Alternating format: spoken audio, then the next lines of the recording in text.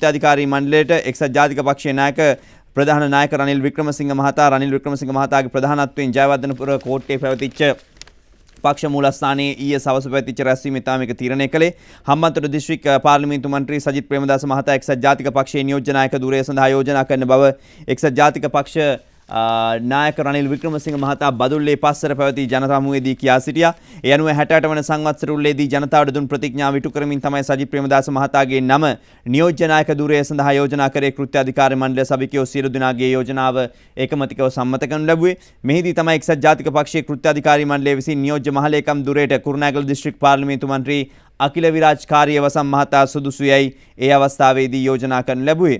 ඉතින් කෙසේ නමුත් මා පෙරකී අය එහිදී තනතුරු සඳහා පත් වුණා. ඒක විශේෂත්වයක් වෙනවා. අද ලක්බිම පුවත්පතේ ප්‍රධාන සිරස්තලයත් වාර්තා කරනවා මේ තනතුරු සම්බන්ධයෙන්ම ඡායාරූප මුහුණු සහිතව තමයි මෙහි වාර්තා කර තිබෙන්නේ. සජිත් නියෝජ්‍ය නායක රනිල්ගේ යෝජනාවට ඒකමතික අනුමැතිය උපනායක රවි ज्येष्ठ उपसभापति रंजित मर्दुम भंडार बांडागार किरान विक्रमरत्न नियोज्य महालेकम अखिल विराज कार्यवसम मतिवन लेकम तलता तुकोराल यौन सभापति हरीन प्रणांदु नमुत ए बार नोगनी केला पुवत्पत वार्ता करනවා.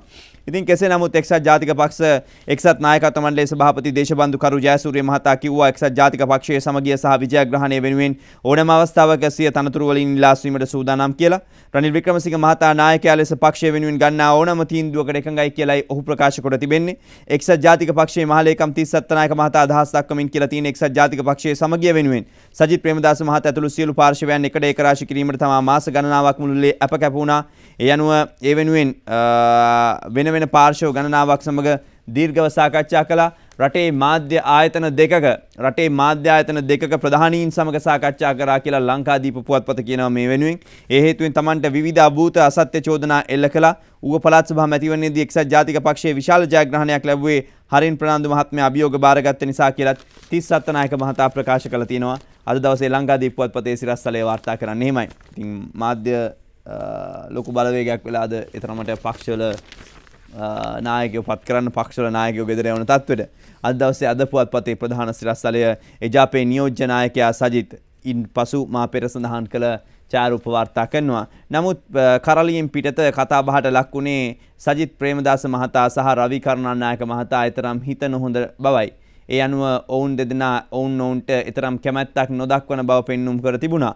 නමුත් ඊයේ දවසේ කෘත්‍යාධිකාරී මණ්ඩල රැස්වීමෙන් අනතුරුව ගත්ත ඡායාරූපයක් තමයි මේ ඔබ දකින්නේ. නමුත් දේශපාලනයේදී ඒවා මේවා මොනවා වුණත් අපට නම් පේන්නට තිබෙන්නේ ඒගොල්ලෝ හොඳින් සිටිනා බව තමයි.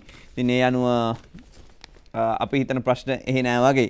මේ අතර ඩේලි මිරර් පුවත්පතේ ප්‍රධාන සිරස්තලය ඡායාරූප සහිතව වාර්තා කරන්නේ අද එක එක්කෙනාගේ මුහුණු රහිතව රුව සහිතව මේ ඇතිවෙච්ච වෙනස සම්බන්ධයෙන්ම තමයි සජිත් UNP ඩිපියුටි ලීඩර් වාර්තා කරන ප්‍රධාන සිරස්තලය.